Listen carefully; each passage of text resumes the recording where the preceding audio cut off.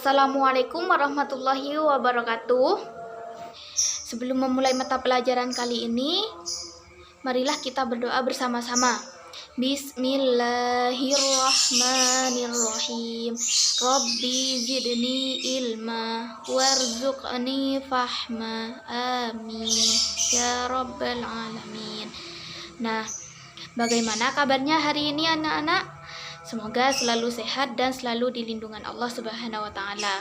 Nah, hari ini kita akan belajar tentang meneladani perjuangan Rasulullah Shallallahu alaihi wasallam di Mekah. Nah, tujuan dari belajar ini adalah agar kita meyakini kebenaran dakwah Rasulullah Shallallahu alaihi wasallam di Mekah. Nah, manfaatnya kita akan belajar tentang dakwah Rasulullah Shallallahu alaihi wasallam di Mekah. Nah, hari ini kita akan belajar tentang meneladani perjuangan Rasulullah Shallallahu alaihi wasallam di Mekah. Nah, yang pertama kita akan belajar tentang substansi dakwah Rasulullah Shallallahu alaihi wasallam di Mekah. Nah, yaitu kerasulan Nabi Muhammad Shallallahu alaihi wasallam dan wahyu pertama.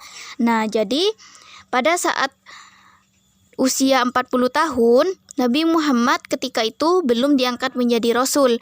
Nah, jadi beliau sering berkholwat atau mengasingkan diri di Gua Hiro untuk memohon petunjuk kepada Allah Subhanahu wa taala mengenai cara memperbaiki keadaan bangsa Arab yang pada saat itu sedang mengalami kehancuran.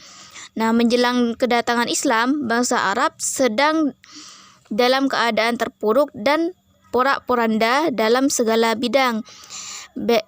Baik bidang ketuhanan, moral, sosial politik, persatuan, maupun bidang yang lainnya. Nah, hingga pada suatu saat ketika beliau berkholwat lebih dari 1 bulan lamanya, tepatnya pada tanggal 17 Ramadan tahun 610 Masehi, datanglah malaikat Jibril kepada Rasulullah Shallallahu alaihi wasallam dan menyampaikan wahyu pertama, yaitu surat Al-Alaq ayat 1 sampai 5 yang berbunyi Bismillahirrahmanirrahim. Iqra bismi rabbikal ladzi khalaq, khalaqal insana min 'alaq. Iqra wa rabbukal akram. Alladzi 'allama bil qalam, 'allamal insana ma lam ya'lam, yang artinya, bacalah dengan menyebut nama Tuhanmu yang Maha Menciptakan.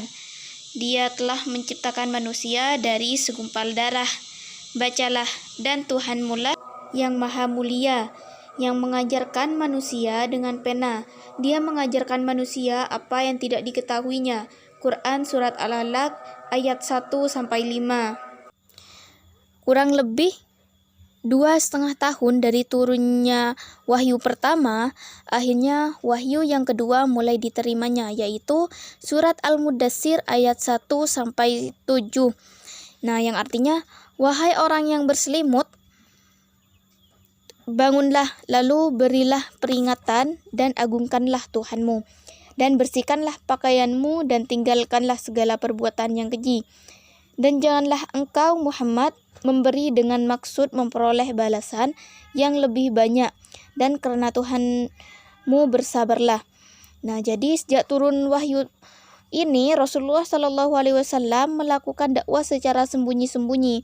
Nah, sasaran dari dakwah Rasulullah secara sembunyi-sembunyi di sini adalah kepada para kerabat, handai tolan, dan sahabat-sahabat yang percaya terhadap kebenaran risalahnya.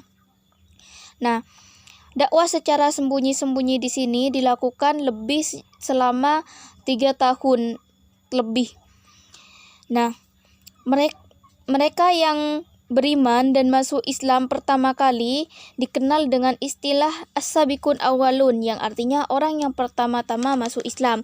Nah, as-sabiqun awwalun ini, orang yang pertama kali beriman dari pihak perempuan adalah Khadijah binti Khuwailid, yaitu istri Rasulullah Shallallahu alaihi wasallam. Nah, setelah masuk Islam, seluruh hartanya diserahkan kepada Rasulullah Shallallahu alaihi wasallam. Nah, dari golongan laki-laki yang pertama kali beriman adalah Abu Bakar. Nah, oleh karena itu Abu Bakar dikenal dikenal dengan gelar As-Siddiq, yaitu yang selalu membenarkan. Dari kalangan anak-anak, yang pertama kali masuk Islam adalah Ali bin Abi Thalib. Nah, Ali bin Abi Thalib di sini adalah sepupu dari Rasulullah Shallallahu Alaihi Wasallam. Jadi ketika itu Ali bin Abi Thalib ikut bersama Rasulullah Shallallahu Alaihi Wasallam. Nah, pada saat menerima wahyu, Ali bin Abi Thalib berumur 10 tahun. Nah, begitu pula dari kalangan hamba sahaya. Yang pertama kali masuk Islam adalah Zaid bin Harisah, yaitu seorang hamba sahaya yang dimerdekakan oleh Sayyidah Khadijah dan kemudian diangkat menjadi anak angkat Rasulullah Shallallahu Alaihi Wasallam. Nah, selanjutnya adalah ajaran-ajaran pokok Rasulullah Shallallahu Alaihi Wasallam di Mekah. Yang pertama adalah akidah. Rasulullah Shallallahu Alaihi Wasallam diutus oleh Allah Subhanahu Wa Taala untuk membawa ajaran tauhid. Nah, di antara ayat Al-Quran yang memerintahkan beliau agar menyampaikan keimanan sebagai pokok ajaran Islam yang sempurna adalah surat Al-Ikhlas ayat 1 sampai ayat 4. Nah, dengan keyakinan ini, Rasulullah Shallallahu Alaihi Wasallam dapat mengatakan dengan mantap kepada pamannya Ali bin Abi Thalib, "Paman, demi Allah, kalaupun mereka meletakkan matahari di tangan kananku dan rembulan di tangan kiriku agar aku meninggalkan tugas ini, sungguh tidak akan aku tinggalkan. Biarlah nanti Allah Subhanahu Wa Taala yang akan membuktikan apakah saya memperoleh kemenangan atau binasa karenanya."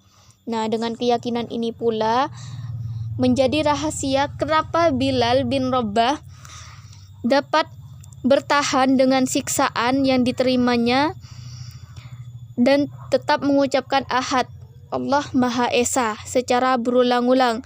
Jadi yang menyiksa Bilal bin Rabah ini adalah kaum kafir Quraisy karena meyakini bahwa Tuhannya adalah Allah Subhanahu Wa Taala.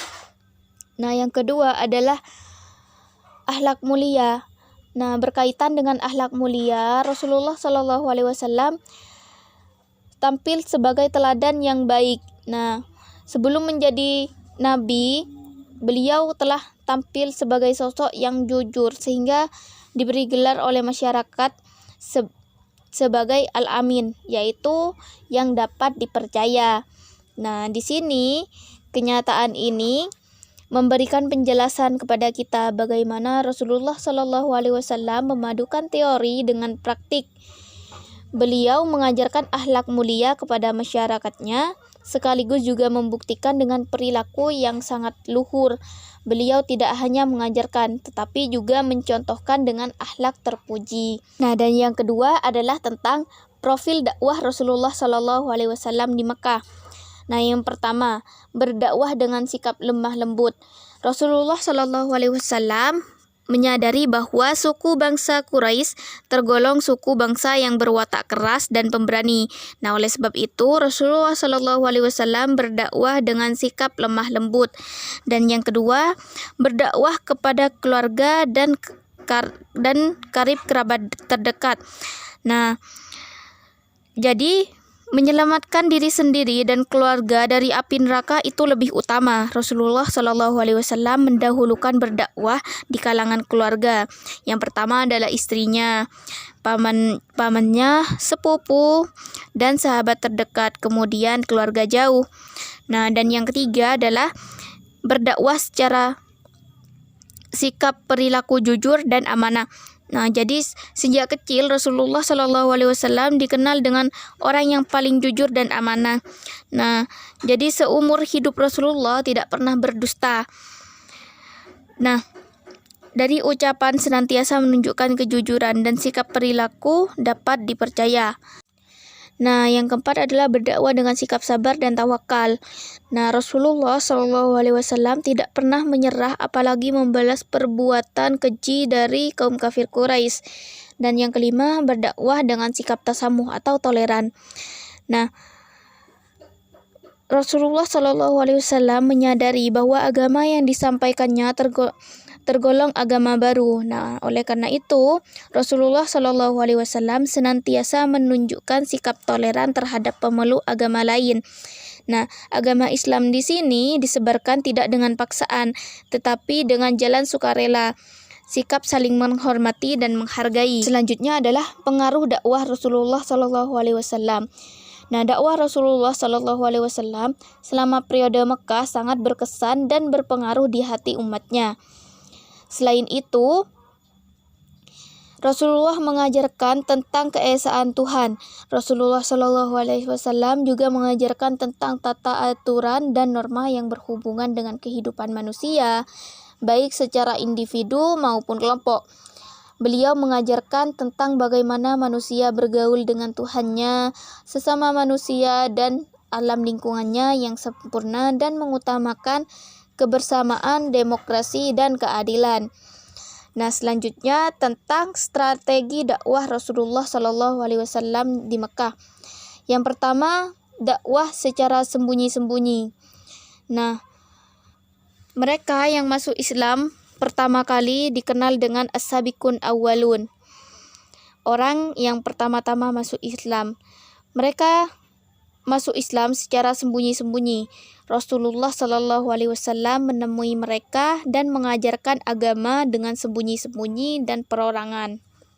Nah, selama 3 tahun dakwah dilakukan secara sembunyi-sembunyi dan perorangan. Nah, selama jangka itu telah terbentuk kelompok orang-orang mukmin yang saling menguatkan hubungan persaudaraan dan saling membantu. Penyampaian dakwah terus dilakukan hingga turun wahyu yang memerintahkan Rasulullah Shallallahu Alaihi Wasallam berdakwah secara terang-terangan. Nah, setelah itu yang kedua adalah dakwah Rasulullah secara terang-terangan. Nah, Rasulullah Shallallahu Alaihi Wasallam melakukan dakwah secara terang-terangan setelah menerima wahyu dari Allah Subhanahu Wa Taala agar melaksanakan dakwah kepada manusia secara terbuka. Nah, di situ terdapat dalam firman Allah Subhanahu Wa Taala dalam Quran surat Al-Hijr ayat 94 yang berbunyi, A'udzu billahi minasyaitonir rajim. Bismillahirrahmanirrahim. Fasdaq bima tu'maru wa a'rid 'anil musyrikin. Artinya, maka sampaikanlah Muhammad secara terang-terangan segala apa yang diperintahkan kepadamu dan berpalinglah dari orang yang musyrik.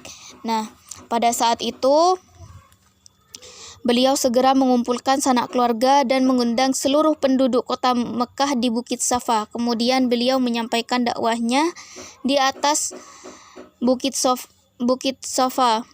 Nah, mendengar Rasulullah Shallallahu Alaihi Wasallam berdakwah, reaksi masyarakat Mekah bermacam-macam. Ada yang merasa senang dan segera menyatakan dirinya masuk Islam, dan ada yang acuh dan tak acuh. Nah, hingga ada yang merasa tersinggung dan sangat marah seperti Abu Lahab dan istrinya. Ia mengatakan kepada Rasulullah Shallallahu Alaihi Wasallam, "Celakalah wahai Muhammad, apakah untuk ini kamu mengumpulkan kami semua?" Nah, perkataan Abu Lahab di sini dibantah oleh Allah Subhanahu Wa Taala dalam Quran surat Al-Lahab ayat 1-5. Nah, jadi Rasulullah Shallallahu Alaihi Wasallam dakwah secara terang-terangan dengan cara yang pertama, mengundang kaum kerabat keturunan dari Bani Hasyim untuk menghadiri jamuan makan dan mengajak agar masuk Islam. Yang kedua, Rasulullah Shallallahu Alaihi Wasallam mengumpulkan penduduk kota Mekah, terutama yang berada dan bertempat tinggal di sekitar Ka'bah untuk berkumpul di Bukit Safa. Nah, yang ketiga tentang reaksi kaum kafir Quraisy terhadap dakwah Rasulullah Shallallahu Alaihi Wasallam. Yang pertama adalah kesombongan dan keangkuhan. Kesombongan dan kaum kafir Quraisy yang merasa suku mereka paling terhormat dan paling berpengaruh, mereka tidak menerima ajaran persamaan hak dan derajat yang dibawa agama Islam, karena menurut mereka hanya akan menurunkan dan menjatuhkan derajat dan martabat serta mengancam kedudukan mereka. Nah, yang kedua adalah fanatisme buta terhadap leluhur. Nah, fanatisme terhadap ajaran leluhur jelas-jelas telah menenggelamkan mereka ke dalam kesesatan yang nyata. Nah, di sini dijelaskan dalam firman Allah surat Al-Maidah ayat 104. Nah, yang selanjutnya tentang eksistensi dan persaingan kekuasaan. Nah, menjaga eksistensi dan pengaruh kekuasaan mereka karena jika mereka menerima ajaran yang dibawa Rasulullah Shallallahu Alaihi Wasallam, tentu saja akan berakibat pada lemahnya pengaruh dan kekuasaan mereka. Nah, yang selanjutnya adalah bentuk penolakan kaum kafir Quraisy terhadap ajaran Rasulullah Shallallahu Alaihi Wasallam pada pengikutnya. Nah, yang pertama tentang Abu Jahal ketika melihat Rasulullah Shallallahu Alaihi Wasallam di Bukit Safa, dia mencerca dan menghina tetapi tidak ditanggapi oleh Rasulullah Shallallahu Alaihi Wasallam. Nah, yang kedua tentang Utbah bin Abi Mu'id melihat Rasulullah Shallallahu Alaihi Wasallam bertawaf, ia berusaha menghalang-halangi Rasulullah. Nah, yang ketiga, paman beliau yang bernama Abu Lahab dan istrinya Ummu Jamil tiada tara kejinya. Nah, Rasulullah Shallallahu Alaihi Wasallam bertetangga dengan mereka. Mereka tak pernah berhenti melemparkan barang-barang kotor kepada beliau.